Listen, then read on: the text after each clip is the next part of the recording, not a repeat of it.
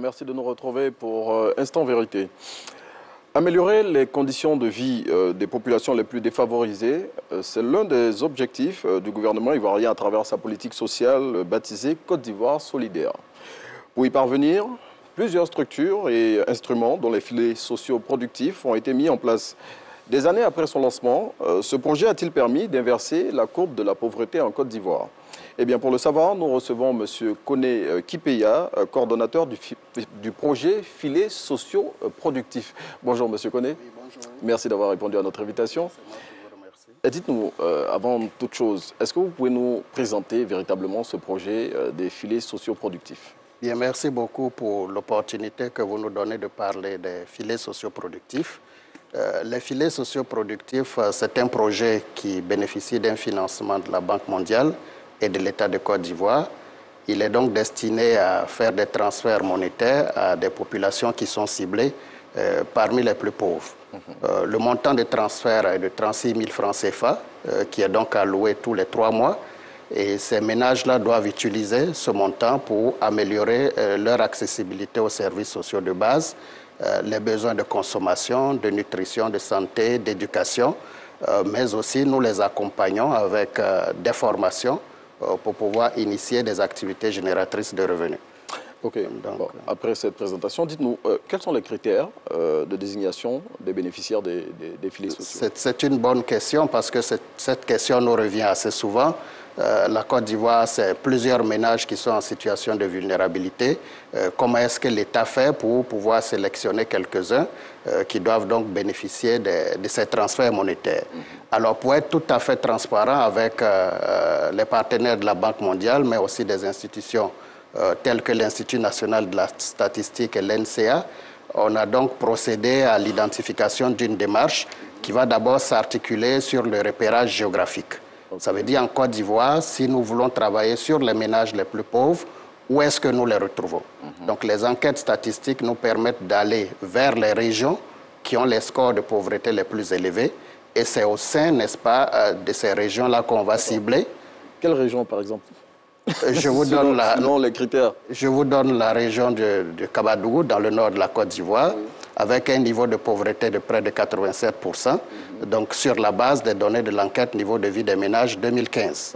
Voilà, donc c'est comme ça qu'on procède au maillage, déjà au niveau des régions, mais également à l'intérieur des régions, sur les départements ensuite, les communes, les villages, et de cette manière-là, on peut aller vers les localités où il y a plus de ménages qui sont en situation de vulnérabilité. Ah, Monsieur Koné, excusez-moi. Oui, je suis toujours sur les critères parce qu'on a 3 paliers.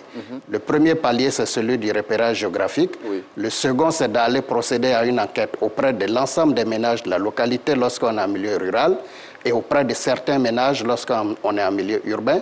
Et ensuite, on va faire une classification des ménages les plus pauvres aux moins pauvres.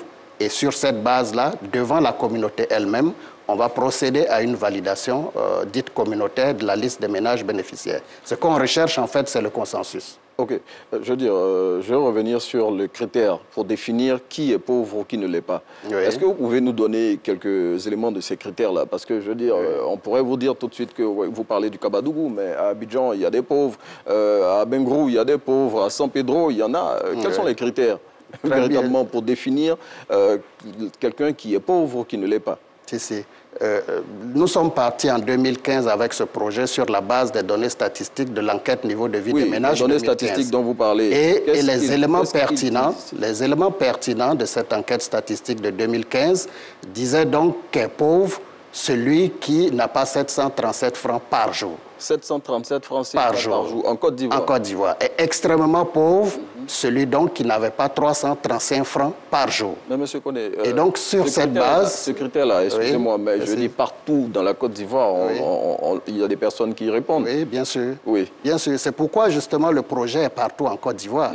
Le projet est actuellement sur les 31 régions de la Côte d'Ivoire. Il couvre 1905 villages.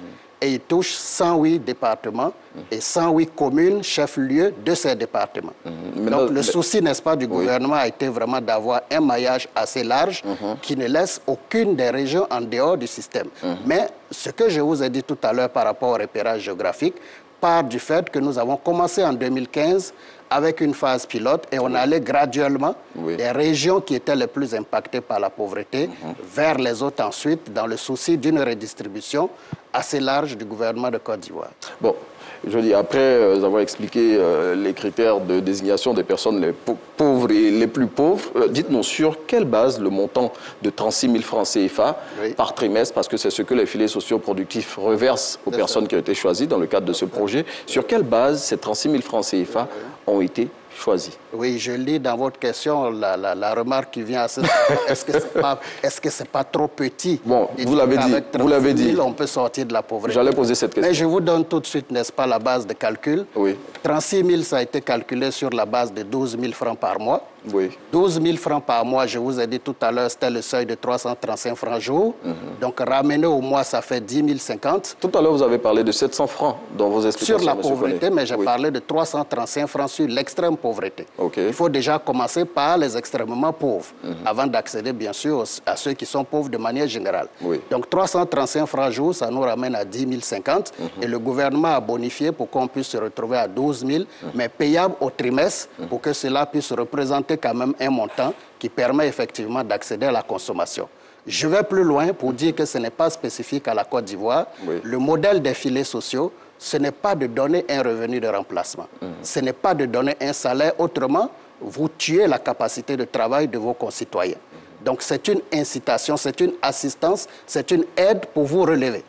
Et donc, voici pourquoi ça a été calculé sur cette base. Au Brésil, qui a fortement influencé le modèle des filets sociaux de par le monde, c'est 13 750. Au Sénégal, c'est 25 000 francs le trimestre. Et au Burkina, c'est de 10 000 à 12 000. Monsieur Koné, je veux bien que vous citiez les éléments de comparaison. C'est le modèle économique, en fait. Oui, monsieur Koné, je veux bien que vous citiez les éléments de comparaison, mais les réalités sont différentes d'un endroit à un autre du monde. On est en Côte d'Ivoire, je dis ici à Abidjan, avec 36 000 francs CFA, parce que des pauvres, il y en a aussi à Abidjan. Est-ce qu'avec 36 000 francs CFA, même si vous dites que ces allocations que vous reversez, c'est pour soutenir les gens, avec 36 000 francs CFA, pensez-vous qu'une famille peut s'en sortir à Abidjan? On peut le dire ici sur le plateau, mais ce serait encore mieux que vous et moi, nous allions tout de suite après l'émission à Koumassi, à Komiamba. Monsieur Koné, en attendant qu'on y aille, est-ce que pour nos téléspectateurs... Non, c'est l'évidence. Je vais vous dire que c'est par l'administration de la preuve que je peux peut-être vous répondre autrement. Vous n'allez jamais y croire. Mais il faut aller à Abidjan. Je ne vais pas stigmatiser un quartier, mais je vous cite Koumassi à Komiambla, comme j'aurais pu vous citer Abobo Clocha ou Abobo derrière Rail, mais il y a des niches de pauvreté inimaginables ici en grande agglomération d'Abidjan. Vous ne savez pas qu'ici, il y a des concitoyens de ce district d'Abidjan où il faut prendre la pirogue pour aller vers leur lieu de résidence, quelque part derrière à Port-Boué. Mais ceux-là, ils font partie des Ivoiriens. Et il faut pouvoir leur tendre la main. Et c'est là-bas que le ciblage se fait, comme je vous ai dit, aller vers les niches qui sont les plus marquées par l'extrême pauvreté. Donc ici à Abidjan, nous couvrons 21 900 ménages. À Abidjan. Vous multipliez en moyenne par 6 personnes par ménage, vous voyez un peu la magnitude que ça fait en termes de couverture. Récemment, vous avez dit lors d'une rencontre avec la presse organisée par le Centre d'information et de communication gouvernementale que les filets socioproductifs couvraient 227 000 ménages à ce jour. Dites-moi, vous accompagnez les personnes auxquelles vous reversez les allocations dans la réalisation de projets. Comment ça se fait de façon pratique? De manière pratique, nous avons déjà tout le dispositif de l'administration sociale, le ministère de l'Emploi et de la Protection sociale, le ministère de la Solidarité et de la lutte contre la pauvreté, qui est le département de tutelle de projet, et le ministère de la Famille, Femmes et Enfants. Ce sont donc ces ministères-là qui ont des travailleurs sociaux en région, mais qui sont appuyés par des agents communautaires. Il y en a 405 qui sont recrutés et dédiés au rôle de suivi. Et ce rôle de suivi-là, c'est déjà articulé sur ce qu'on appelle le renforcement du capital humain. Ça veut dire comment on va aller auprès des ménages, les sensibiliser sur les pratiques familiales essentielles, le planning familial, l'amélioration de la nutrition, la lutte contre les violences basées sur le genre, mais qui vont aller plus loin, former sur la bonne utilisation du budget familial, l'initiation des activités génératrices de revenus, la mise en association, et c'est tout cela qui permet en définitive de voir comment est-ce que les 36 000 sont un investissement dans le capital humain Et le retour sur investissement, c'est tout ce que je viens de citer. Monsieur Koné, après 3 ans, les bénéficiaires des allocations du projet filets sociaux sortent du projet et ils laissent la place à d'autres. Après la période, si des bénéficiaires éventuellement n'ont pas pu réaliser un projet qui pourrait leur permettre de continuer à vivre comme ils le faisaient quand ils recevaient les allocations, qu'est-ce qui est fait pour eux? J'ai envie de dire, je touche du bois. Bon, on touche du bois, mais... Il est fortement recommandé à tous les bénéficiaires d'avoir un suivi assez rigoureux sur 3 ans pour leur permettre de s'affranchir après les 3 ans. Et donc, je peux dire qu'à 90%, nous avons quand même affaire à des ménages qui suivent tout ce qu'on leur administre comme conseil. Et évidemment, ça permet d'atténuer la pauvreté. La prétention n'est pas de dire qu'on va sortir 100% des ménages qui sont dans le pipe de l'extrême pauvreté ou de la pauvreté. Mais c'est déjà de pouvoir accompagner une grande majorité pour les affranchir de ce cercle vicieux de la pauvreté. C'est ça, en fait, l'objectif. Monsieur Koné, vous envisagez toucher d'ici à 2025 300 000 ménages pauvres. Est-ce à dire que, selon les statistiques que tout à l'heure vous citiez, il n'y a que 300 000 ménages pauvres au Côte d'Ivoire? Selon les données qu'on avait... Non, ce n'est pas une estimation. Selon les données qu'on avait de l'ENV 2015, on était à 600 000 ménages pauvres. Vous Sur savez, 27 millions d'habitants en Côte d'Ivoire? Je parle de ménages, pas d'individus, pas d'habitants. Donc, sur la base de ces 600 000 ménages, on s'était donc fixé un objectif de graduer progressivement jusqu'aux 600 000. Vous savez que le taux de pauvreté est passé de 46,3% à 39,4% plus récemment. Et donc, cela a une incidence sur les extrêmement pauvres en Côte d'Ivoire, de manière à ce que ce panier de 600 et quelques mille ménages est retombé à peu près 300 000 ménages. Donc l'ambition du plan national de développement, c'est de pouvoir justement ratisser à ce large pour toucher le maximum de ménages pauvres. Mais évidemment, la pauvreté aussi, elle est dynamique de la même manière que la croissance. Donc plus il y a de la croissance, ça va peut-être déplacer le curseur d'un niveau de 737 francs à un autre niveau plus élevé, mais évidemment, il y aura toujours relativement des ménages pauvres. Donc, travailler à lutter contre la pauvreté, j'allais dire, est une quête perpétuelle pour un gouvernement qui aspire au bien-être de ses concitoyens.